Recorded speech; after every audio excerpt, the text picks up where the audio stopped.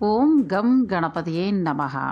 వినాయక చవితి రోజు ఆ విఘ్నేశ్వరుణ్ణి భక్తి శ్రద్ధలతో పూజించి ఆరాధిస్తే సకల శుభాలు కలుగుతాయి. అయితే మనం వినాయకుడిని చవితి రోజు ఆరాధించేటప్పుడు ఏ రంగు వినాయకుడి ప్రతిమను పూజిస్తే మంచిది, ఏ రంగు పూలతో అభిషేకం చేస్తే సంపద వృద్ధి చెందుతుంది, ఏ రంగు వస్త్రాలు స్వామివారికి సమర్పిస్తే విఘ్నాలన్నీ తొలగి కోరిన కోరికలు నెరవేరుతాయి, ఇటువంటి విషయాలన్నీ కూడా ఇప్పుడు తెలుసుకుందాం. వినాయకుడి గురించి ఎన్నో కథలు ఉన్నాయి. అయితే చాలామందికి కొన్ని కథలు తెలిసి ఉండవు. ముందుగా వినాయకుడి గురించి ఒక చిన్న కథని చెప్పుకుందాం. ఈ కథ వింటే ఇంట్లో కుబేర వర్షం కురుస్తుంది. విఘ్నేశ్వరుడు కుబేరుడికి మధ్య జరిగిన విషయాన్ని ఇప్పుడు చూద్దాం. అలకాపురిలో నివాసమున్న కుబేరునికి ఓసారి తన దగ్గరున్న సంపదనంతా ప్రదర్శించాలనే ఆశ పుట్టింది. అందుకోసం భారీగా ఒక విందును ఏర్పాటు చేశాడు. ముందుగా శివుని దగ్గరికి వెళ్లి తన విందుకు రమ్మని కోరాడు. కుబేరుల్లో మొలకెత్తిన గర్వాన్ని శివుడు గమనించటం జరిగింది. దాన్ని అణచివేసేందుకు తన కుమారుడైన గణేశుడే తగినవాడు అని అనుకున్నాడు. నువ్వు ఏర్పాటు చేసిన విందుకు నేను రాలేను, కానీ నా బదులుగా నా పుత్రుడైన వినాయకుడు వస్తాడు అని కుబేరుణ్ణి పంపించివేశాడు. అనుకున్న రోజు రానే వచ్చింది. అలకాపురికి చేరుకున్న వినాయకుణ్ణి తన రాజమందిరాలన్నీ తిప్పుతూ గొప్పలు పోసాగాడు కుబేరుడు. అతనిలోని మదాన్ని గమనించిన గణేశుడు తిరిగి తిరిగి నాకు ఆకలి వేస్తోంది, ఆ విందు భోజనం ఏదో త్వరగా వడ్డించేస్తే నేను బయలుదేరతా అని కుబేరునితో అన్నాడు. ఓస్ అంతే కదా అని అనుకుంటూ వినాయకుడికి షడ్రసోపేతమైన ఆహారాన్ని వడ్డించాలని చెప్పి అనుచరుల్ని ఆదేశించాడు కుబేరుడు. కానీ ఎంత ఆహారాన్ని వడ్డించినా వినాయకుని ఆకలి తీరడమే లేదాయే. చివరికి ఆ రోజు విందు కోసమని వడ్డించిన ఆహారం అంతా కూడా తరిగిపోయింది. అలకాపురిలో ఆహార పదార్థం అన్నదే మిగల్లేదు. ఇక వినాయకుడు పళ్ళాలను పండ్ల చెట్లని కూడా తినేసాగాడు. ఇలా కొనసాగితే కుబేరుని రాజ్యంలో ఇటుక రాయి కూడా మిగిలేటట్టు కనిపించలేదు. ఇక ఏం చేయాలో దిక్కుతోచని పరిస్థితిలో కుబేరుడు పరిగెత్తుకుంటూ శివుని పాదాల చెంతకు చేరుకుని శరణు వేడాడు. తన గర్వాన్ని క్షమించమంటూ వేడుకున్నాడు. అప్పుడు శివుడు చిరునవ్వుతో గుప్పెడు మెతుకుల్ని కుబేరుని చేతిలో ఉంచి వాటిని గణేశుడికి ఇవ్వమని, అతని ఆకలి తప్పక తీరుతుందని సెలవిచ్చాడు. నిజంగానే ఆ గుప్పెడు మెతుకులతోనే గణేశుని ఉదరాగ్ని చల్లారింది. కుబేరుని గర్వము అణిగింది. వినాయక చవితి చరిత్రలో ఏ దేవుడికి లేని ప్రత్యేకత వినాయకుడికి ఉంది. అందుకే ఏ దేవుడు కూడా ఇలా భూలోకంలో 9 రాత్రులు పూజలను అందుకున్న తరువాత నిమజ్జనం కాడు.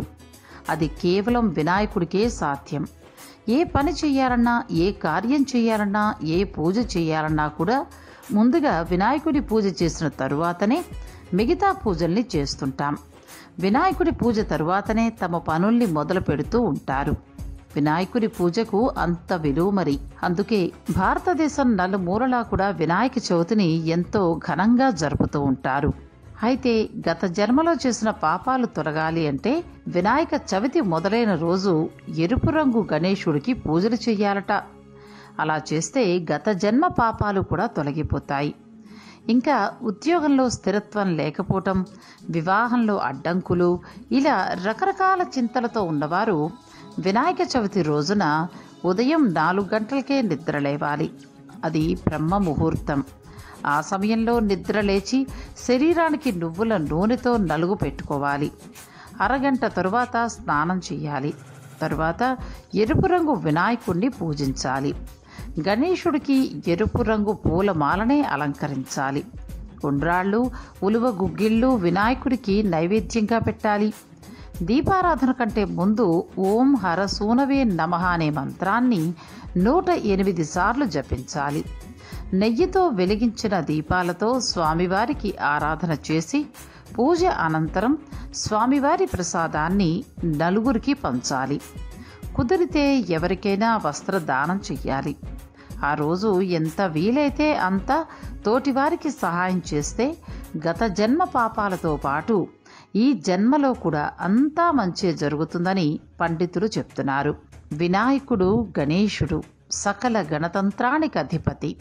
విఘ్నేశ్వరుణ్ణి అనాథనాథ సర్వజ్ఞ అని కూడా పిలుస్తారు.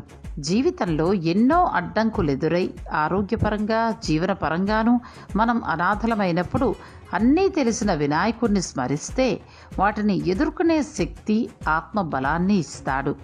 అటువంటి మహిమాన్వితమైన వినాయక చవితి రోజున వినాయక పూజకు ఎరుపు పూలు, కృష్ణ తులసి, లక్ష్మీ తులసితో పూజ చేస్తే సకల సంపదలు చేకూరుతాయని పురోహితులు అంటున్నారు.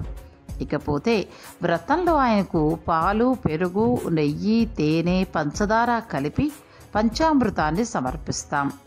పాలల్లో ధాతు శక్తి, పెరుగులో దీపన శక్తి వృష్యం అంటే నరాల పటుత్వం, నెయ్యిలో మేధోబలం అంటే బుద్ధి శక్తిని పెంచే గుణం, తేనెలో వ్యాధి నిరోధక శక్తిని పెంచే గుణం, హృదయం అంటే గుండెను బలపరిచేది ఉంటుందంటారు.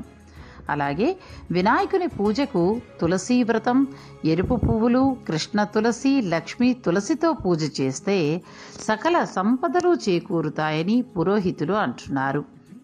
గణపతికి ప్రతిరోజు గరికతో పూజ చేసుకుంటూ వస్తే శనీశ్వరుని వలన కలిగే ఇతిబాధలు, సమస్యల నుంచి బయటపడతారు. శని భగవానుణ్ణి శనివారం నాడు గరికతో పూజిస్తే ఏలినాటి శని, అష్టమ శని దోషాలు కూడా తొలగిపోతాయి.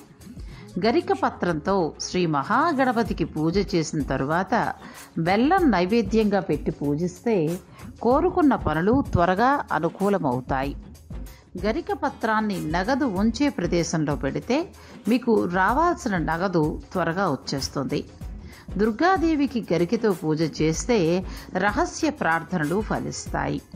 గరికను దారంతో కట్టి గణపతికి మాల వేస్తే మీ మనోగతమైన అన్ని రకాల కోరికలు కూడా పూర్తిగా నెరవేరుతాయి. గరికతో చేసిన అంజనాన్ని ప్రతిరోజు ధరిస్తే అన్ని పనులు నెరవేరుతాయి. ఇంకా గరిక రసం తాగితే దేహంలోని సమస్త వ్యాధులు కూడా నయమవుతాయి. చాంద్రమానం ఆధారంగా భాద్రపద శుద్ధ చవితిని మనం వినాయక చవితిగా జరుపుకుంటాం. ఏ పని చేయాలన్నా కూడా వినాయకుడికే ముందుగా పూజ చేస్తూ ఉంటాం. గణపతి పూజలో గరిక తప్పకుండా ఉంటుంది. ఎందుకంటే గణపతికి గరిక అంటే చాలా ఇష్టం. గరికతో పాటు గన్నేరు పూలతోనూ వినాయక చవితి రోజున వినాయకుడికి పూజ చేస్తే కష్టాలన్నీ కూడా తొలగిపోతాయి. అలాగే దూర్వార పత్రంతో గణేశుడికి పూజ చేస్తే శని దోషాలు పోతాయి. చాలామంది శని దోషంతో బాధపడుతూ ఉంటారు. ఏ పని చేయాలన్నా కూడా అడ్డంకులు వస్తూ ఉంటాయి. అటువంటి వారు ఈ దూర్వార పత్ర పూజ చేస్తే శని దరిదాపుల్లో కూడా రాకుండా పోతుంది. వినాయకునికి పూజ చేస్తుంటారు. వాటిలో అన్నింటికన్నా ముఖ్యమైనది మాత్రం దూర్వార పత్రమే. దాంతో గణేశునికి పూజ చేస్తే సకల పాపాలు తొలగి గణపతి అనుగ్రహం పుష్కలంగా కలుగుతుందని మన పండితులు కూడా చెప్తున్నారు.